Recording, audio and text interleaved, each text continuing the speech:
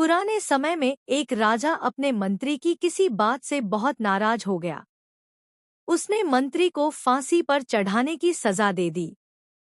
राजा ने सैनिकों से कहा कि जाओ, आज शाम मंत्री को फांसी पर लटकाना है, इसकी सूचना मंत्री को दे आओ।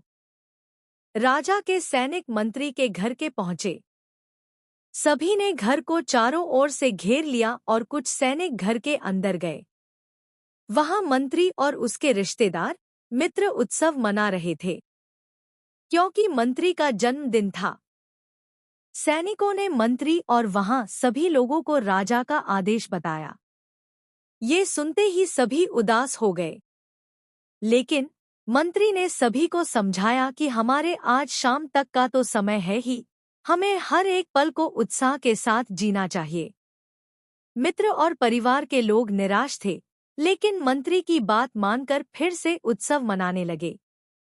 ये बात सैनिकों ने राजा को बताई तो राजा भी आश्चर्यचकित रह गया।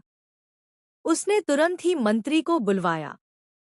राजा ने मंत्री से कहा कि क्या तुम पागल हो गए हो?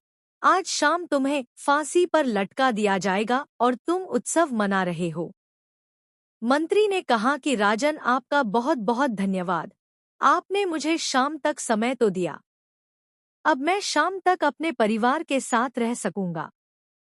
अगर मैं निराश होकर बैठ जाऊंगा तो परिवार के साथ रहने का ये समय बर्बाद हो जाएगा। इसीलिए मैं शाम तक का एक एक पल उत्साह और खुशी के साथ ही बिताना चाहता हूँ। ये बात सुनकर राजा बहुत खुश हुआ।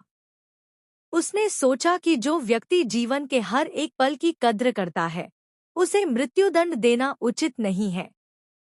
उसने मंत्री की सजा माफ कर दी। सीख, हमें जीवन के पल पल का मूल्य समझना चाहिए। निराशा से बचें और खुश होकर जीवन जीना चाहिए।